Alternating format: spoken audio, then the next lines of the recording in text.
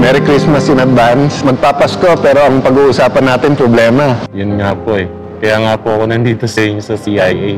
So etong huling pinagtrabuhan mo, kailan ka pumasok doon? Bali, nag-umpisa po ako doon Kuya Alan, July 1. Bali, mag-3 months po ako noon. Nung nagkaroon ho ng, kumbaga, hindi yung pagkakanawaan, nag-file po ako ng formal resignation. October 1 po. Dapat po, matatapos po ang rendition ko ng November 1. Kaya lang, nag-ongoing na po ako ng transition ko. Noong October 12 po, may incident po na nangyari sa loob po ng kitchen.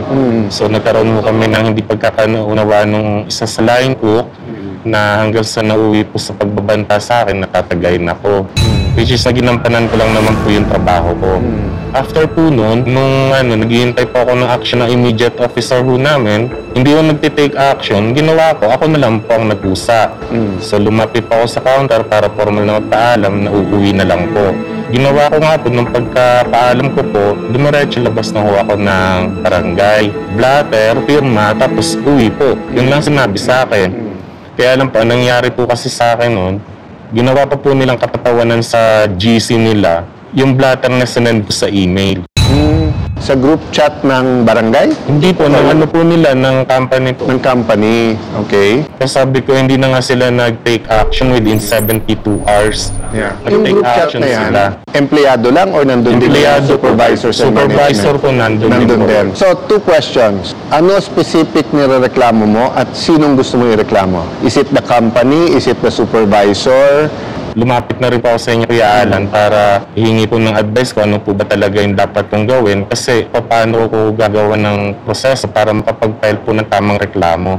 Tapos yung may reklamo ka din daw dun sa SSS mo? Yes po, yun po yung ano sa company namin. Hindi lang po ako eh, dahil bukod doon sa akin, ang mga pioneer na employee po ng mga pinagtatanggal po nila, hindi po talaga naka-receive ng mga tamang benefits sa kanila.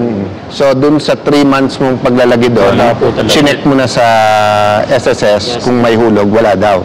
Oh. Pero sa sweldo mo may bawas. Opo. Okay. Sa sweldo mo naman, naibigay naman hanggang mag-resign ka? Ang ano po nun, yung last cut-off po hindi po binigay sa akin. Okay. Ang message po ng supervisor namin sa GC, lahat daw po na nag-awol na employee, wala na daw po makukuhang last pay. Isa-isayin natin, ha? At ihiwalay natin yung iba't ibang issue. Okay. Sa issue muna ng sweldo mo, okay, ang batas kasi diyan simple lang, no?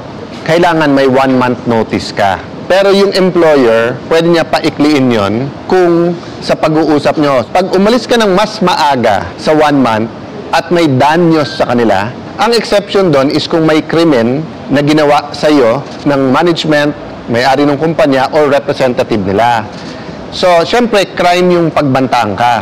Yes. Pero hindi mo naman masasabing nire-represent nung line cook yung supervisor or management. So, kung hindi naman sila nag-claim ng danyo sa'yo, kailangan ibigay pa rin nila yung sweldo mo hanggang dun sa last day mo.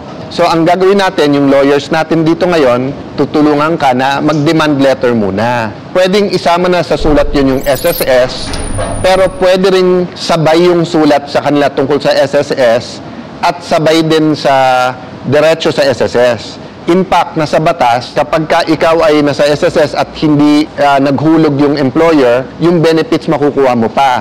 Pero kung never pinasok ng employer mo, siyempre yung SSS sasabihin sa'yo na, Manoy, wala kaming record dito eh, di ba? So, kailangan mo silang sulatan ng bakit hindi ginawa to, tapos sila na ang sa employer mo. Pero wala pong, walang conflict na pareho mong sulatan and will assign a lawyer to help you. Okay. Now, it's a different case between yung nag-threaten sa'yo, kung kakasuhan mo siya nga nung threats, at iba din yung case sa kumpanya. Let's say, ako ang supervisor mo. Let's say, si Kuya Boy ang may-ari ng kumpanya.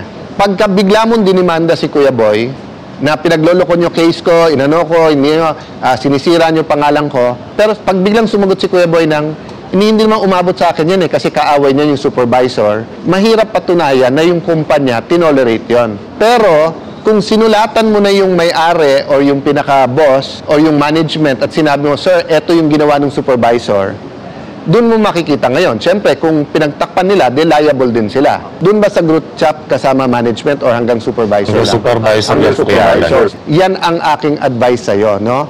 Na magtatlong sulat tayo. Isa sa SSS para malaman nila. Pangalawa, sa management na eto yung sweldo, etc., eto yung SSS wala. Pangatlo, yung sinabi mo nga na ganito yung ginawa. Having said that, babalik ako sa last na sasabihin ko sa iyo, Manoy, bilang pagpapasalamat ng Cayetano in Action with Boy Abunda sa iyo, etong hiningan mo ng payo, makakatulong to sa publiko na may ganyang problema. So, mamaya, pakikilala kita kay Larry, mag-usap kayo kung anong level mo na sa kaalaman sa kusina, sa pagluluto, at kung willing ka nga mag-aral, pag-usapan natin yung period na hindi lang namin ka susuportahan sa pag-aaral sa pagluluto o sa kusina, but kasi magpapasko eh. Hirap magpasko, wala naman laman bulsa mo. Pero ayaw ko naman ng dole out eh. Ayaw ko na parang, ito, pang-December, di ba? So kumbaga, kung seseryosohin mo yung 2-week, 1 month o 3 month na training, bibigyan kita ng konting panggastos ng kasabay nun para nga yung pangarap mo. God bless you, Manoy. Salamat po kay Alan. Sinamahan ng Cayetano in Action team si Manoy sa kainan na dati niyang pinapasukan para formal na iabot ang demand letter. Maayos namang tinanggap ng supervisor ang pagpunta ng team, pero tumangging magbigay ng pahayag. Sa alok ng programa na bibigyan siya ng libreng TESDA Culinary Course. Tumangging pansamantala si Manoy dahil sa bago niyang trabaho sa Cavite. Pinasasalamatan ko si Kuya Alan, programa po ng CIA with Kuya Boy, dahil kumbaga hindi ako pinabayaan, lalo na mga staff, sinamahan ako. Kaya malaking tulong ho sa akin na kahit paano nakarating ho yung problema ko, nabigyan ho ng action. Patuloy na tututukan ng Cayetano in Action team ang kaso ni Manoy hanggang sa magkaroon ng kalutasan ang hinaing niya sa huling sahod at sa SSS. Cayetano in Action with Boy Abunda would like to thank Siomai King, ang hari ng siomai. JC Organic Barley, live healthy, choose good life. And Seimada from La Luna Cafe. Come home to a delicious tradition. We're located at 103 ML Quezon Avenue, Hagonoy, Taguig. 7. Visit at B6, Bonifacio High Street, BGC, Taguig.